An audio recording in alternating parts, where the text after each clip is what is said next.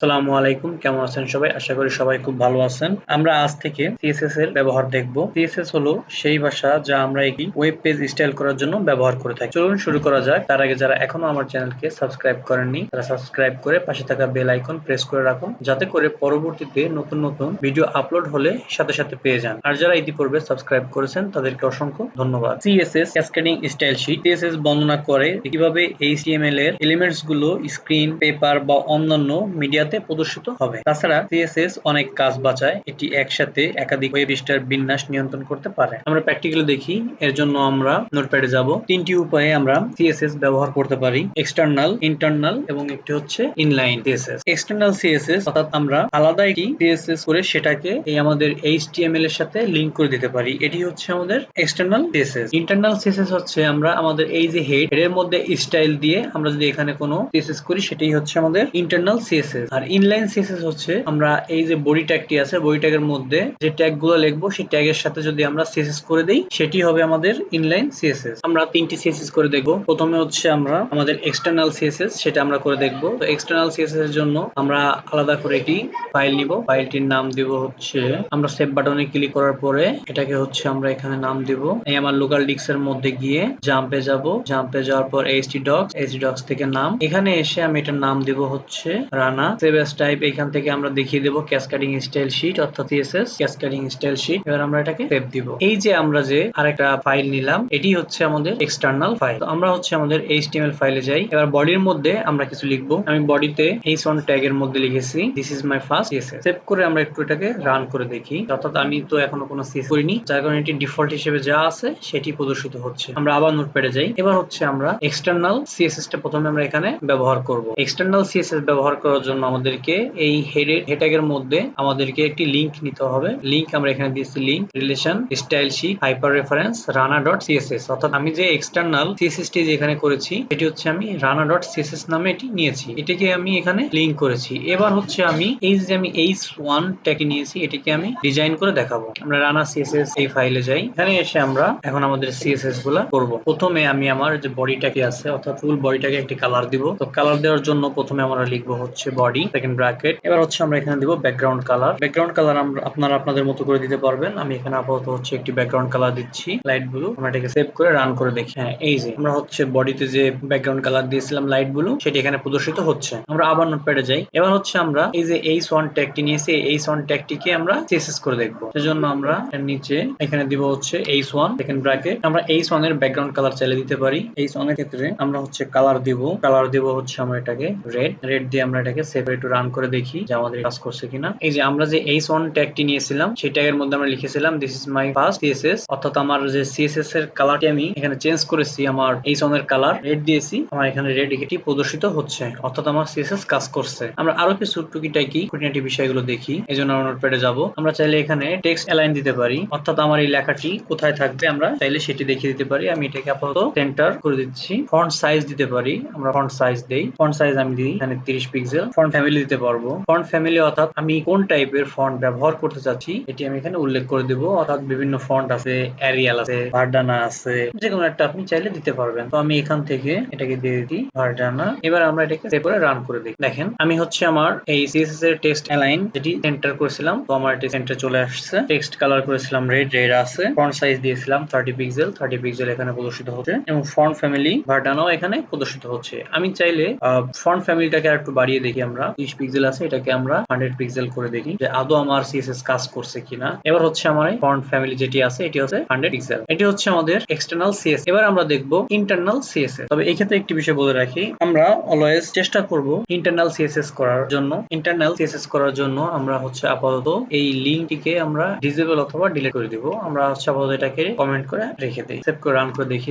এখন আমার এটি ডিফল্ট অবস্থায় আছে। এবার হচ্ছে আমরা ইন্টারনাল CSS করে দেখব। এজন্য আমরা নোটপ্যাডে যাব। ইন্টারনাল CSS করার জন্য আমরা এই স্টাইলের মধ্যে কাজ করব। প্রথমত আমরা হচ্ছে এখানে যে বডিটি আছে বডিটি লিখবো, দেন হচ্ছে আমরা সেকেন্ড ব্র্যাকেট দিব। আমরা বডির কালার দিব ব্যাকগ্রাউন্ড কালার। এই ক্ষেত্রে আমি হচ্ছে একটু বোঝানোর জন্য আপনাদেরকে কালারটা ব্ল্যাক দিচ্ছি। আমরা এটাকে সেভ করে রান করে দেখি। দেখেন ব্রাউজারে আমার যে বডির যে ব্যাকগ্রাউন্ড কালার ছিল সে টোটালি ব্ল্যাক। আমরা নোটপ্যাডে যাই। এবার হচ্ছে আমরা বডির মধ্যে যে আমাদের h1 ট্যাগটি নিয়েছিলাম এই h1 ট্যাগের CSS করব। জন্য আমরা এসে লিখবো h1, এখানে দিব হচ্ছে প্রথমে কালার। যেহেতু আমরা ব্যাকগ্রাউন্ড কালার ব্ল্যাক ব্ল্যাক নিয়েছি সেহেতু এটাকে আমরা হোয়াইট করে দিই। টেক্সট কালার আমার হোয়াইট হবে, টেক্সট অ্যালাইন আমার সেন্টার হবে। এই দুটাকে সেভ করে একটু রান করে দিই। এই যে আমার টেক্সট অ্যালাইন আমি যেটা সেন্টার করেছিলাম সেন্টারে চলে আসছে এবং আমি টেক্সট কালার দিয়েছিলাম হোয়াইট, সেই হোয়াইটটা আমার এখানে প্রদর্শিত হচ্ছে। আমরা আরো কিছু লিখি, আমরা এখানে হচ্ছে দিই, আমরা এখানে লিখবো হচ্ছে ফন্ট ফ্যামিলি। ফন্ট ফ্যামিলি আমরা দিতে পারি হচ্ছে এরিয়াল। এবার হচ্ছে আমরা এখানে দেবো ফন্ট সাইজ দিব হচ্ছে 100 পিক্সেল। আমরা সেভ করে রান করে দেখি। সো আমরা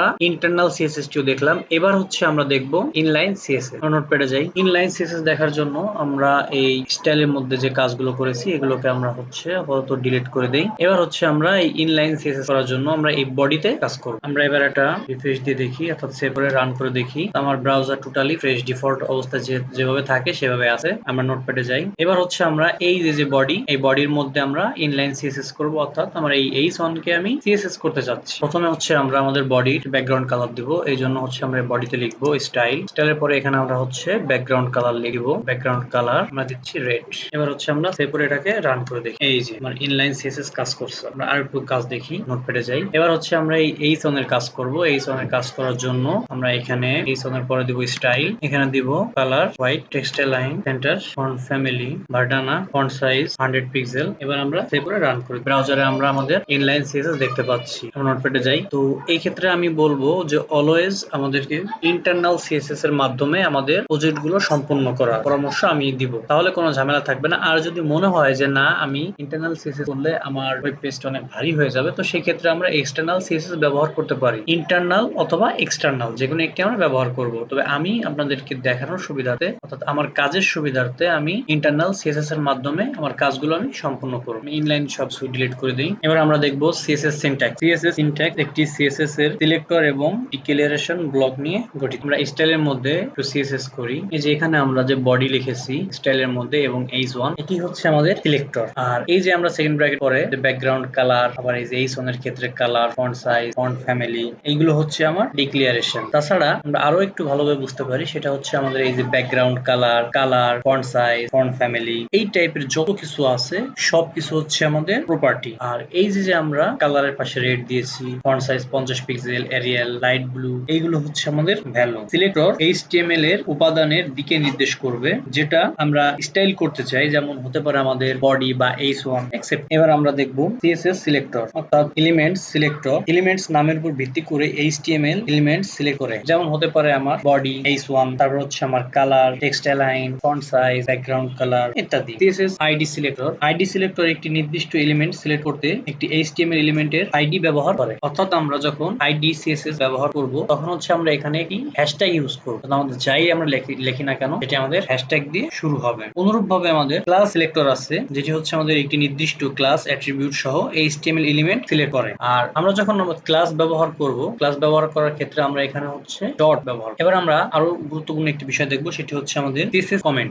অনেক সময় আছে যে আমরা একটা CSS করতেছি, তো আমার সেটা বোঝানোর সুবিধার্থে আমি এখানে একটি মার্কিং করে রাখতে চাই, যেটি হচ্ছে আমার, যেমন এখানে যে বডি আমি যদি এখানে মার্কিং করে রাখি, যেটি হচ্ছে আমার বডি এলিমেন্টের কাজ শুরু এখান থেকে, অর্থাৎ এখান থেকে হচ্ছে আমার বডির কাজগুলো শুরু হয়েছে। দেন আমি এই H1 এর ক্ষেত্রে এসে একটি এখানে কমেন্ট লিখে রাখতে পারি যে এই অংশটুকু হচ্ছে আমার H1 এর পার্ট। তো এইসব ক্ষেত্রে কমেন্ট খুবই কার্যকরী। আর এই কমেন্ট শুরু হয় হ্যাশ এবং স্টার দিয়ে। আমরা এখানে লিখতে পারি বডি পার্ট, এবং যখন আমি শেষ করব তখন হচ্ছে আগে আমি স্টার দিব এবং পরে হচ্ছে আমি হ্যাশ দিব। এই অংশটুকু দিস ইজ বডি পার্ট, এই অংশটুকু আমার ব্রাউজারে প্রদর্শিত হবে না, তবে আমার বোঝার জন্য আমি এটি এখানে ব্যবহার করতে পারবো। আমরা সেভ করে রান করে দেখি। এই যে আমাদের এখানে কিন্তু প্রদর্শিত হচ্ছে না, বাট আমরা কিন্তু আমাদের বোঝার সুবিধাতে আমরা এটি এখানে লিখে রেখেছি। তো এটি আরো বেশি ভালো বোঝা যায় হচ্ছে যখন আমি এক্সটার্নাল CSS ব্যবহার করব, ঠিক সেটার ক্ষেত্রে এটি ভালো বোঝা যাবে।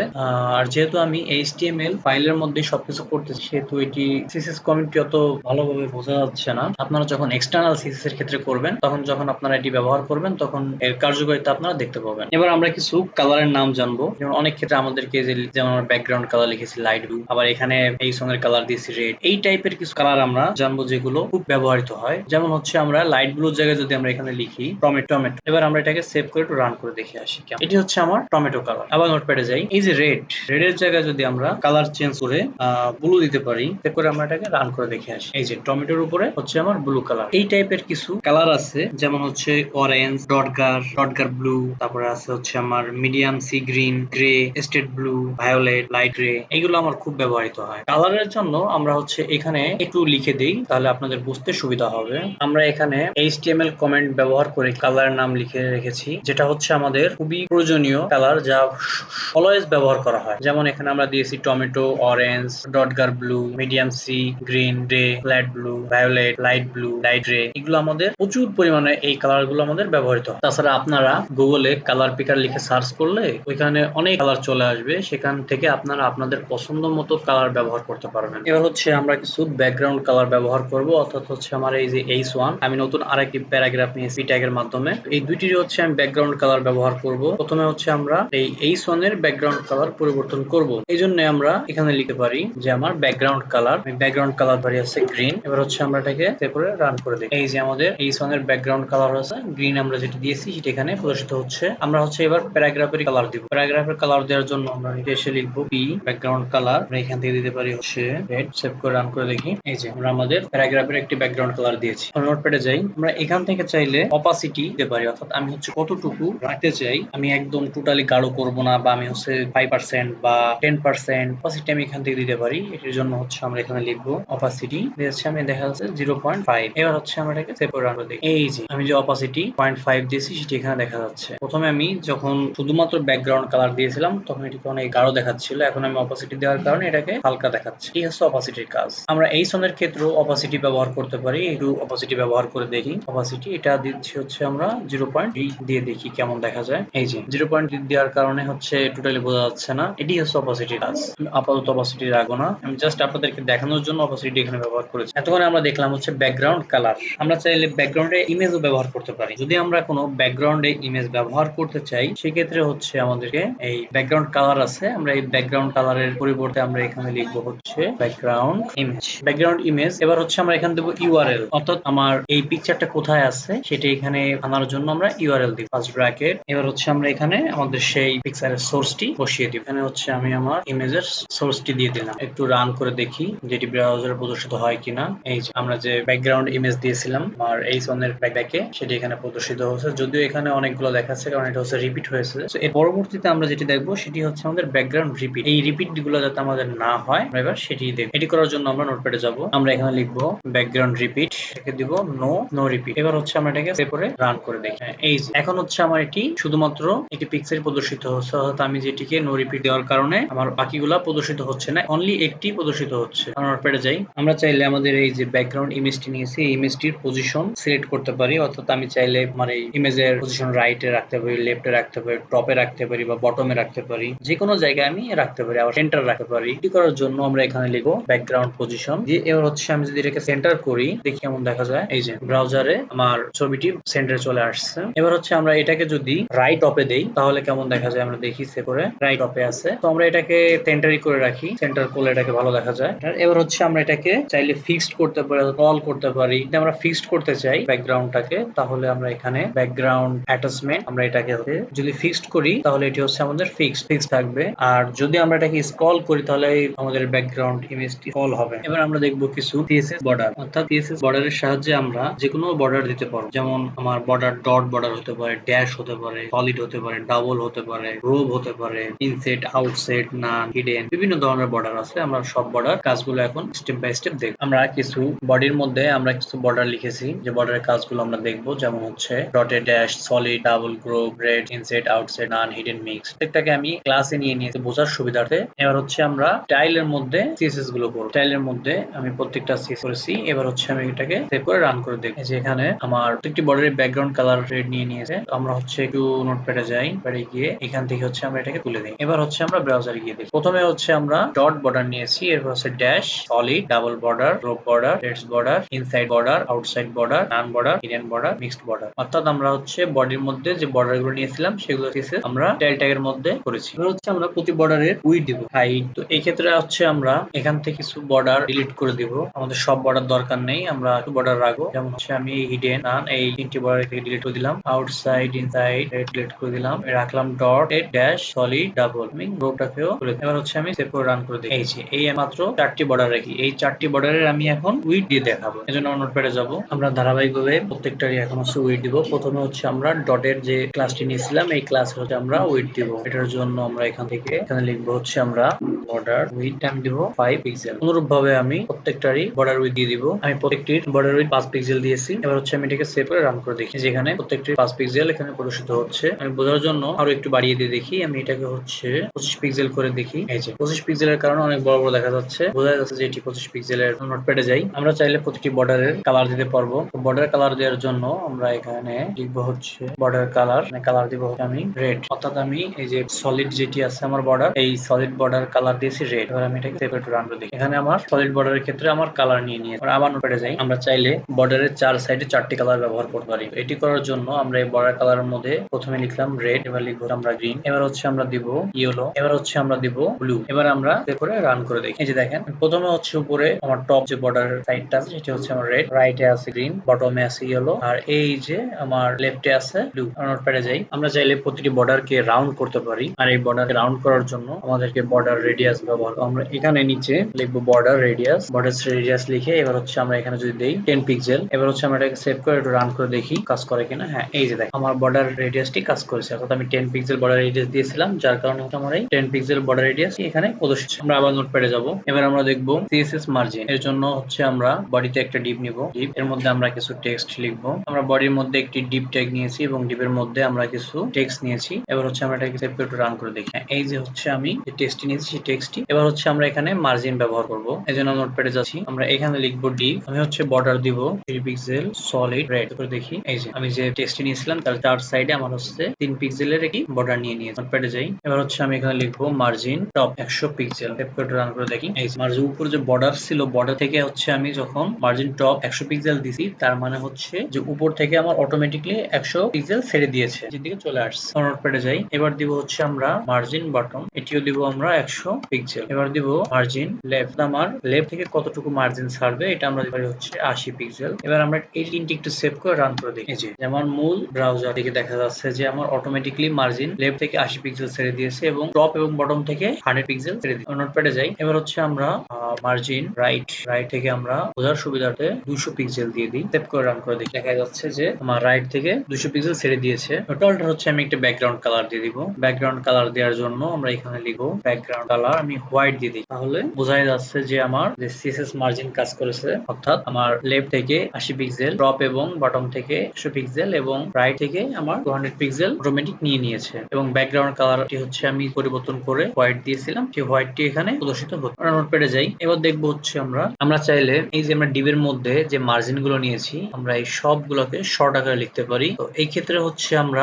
শুধুমাত্র লিখবো হচ্ছে মার্জিন। এবার আমি প্রথম মার্জিন টপে নিয়েছিলাম 100 পিক্সেল, আমি সেটা লিখবো 100 পিক্সেল। দেন হচ্ছে আমি বটমেও দিয়েছিলাম 100 পিক্সেল, লেফটে আমার 80 পিক্সেল, আর এখানে হচ্ছে আমার রাইটে ছিল 200 পিক্সেল। এই ক্ষেত্রে একটু বিষয় লক্ষ্য রাখতে হবে, সেটি হচ্ছে আমার প্রথমে আমি যেটি দিব সেটি হচ্ছে আমার টপ, এরপরে যেটি হচ্ছে আমার রাইট, আর থার্ড পজিশনে যেটি আছে এটি হচ্ছে আমার বটম, আর ফোর্থ পজিশনে যেটি আমার আছে হচ্ছে আমার লেফট মার্জিন। তো আমরা হচ্ছে এটাকে একটু হাইড করে রাখি, মার্জিন গুলাকে একটু হাইড করে রাখলাম। এবার হচ্ছে আমরা এটাকে সেভ করে রান করে দেখি, এটা অটোমেটিকলি এখানে নিয়ে নিয়েছে। তো যদি মনে হয় যে না এটা কাজ করছে না, তাহলে এটাকে হচ্ছে আমরা আপাতত একটু তাহলে এটাকে আমরা আপাতত একটু ডিলিট করে সেভ করে রান করে দেখি, এখানে এটি প্রদর্শিত হচ্ছে। সো আমরা ডিটেলস এ না লিখে আমরা এটাকে শর্ট আকারে মার্জিন দিয়ে যে ভ্যালু গুলো আছে ভ্যালু গুলো এখানে আমরা বসিয়ে দিব। এবার আমরা দেখবো CSS প্যাডিং। CSS প্যাডিং হচ্ছে একটি এলিমেন্টস এর বিষয়বস্তু চারপাশে স্থান তৈরি করতে এটি ব্যবহৃত হয়। অর্থাৎ এই যে আমরা যে ডিবের মধ্যে যে টেক্সট গুলো নিয়েছি, এই টেক্সট বর্ডার থেকে কতটুকু ছাড়বে সেটি হচ্ছে আমরা প্যাডিং এর মাধ্যমে নির্ধারণ করে দিতে পারি। চলুন দেখা যাক। আমরা এখানে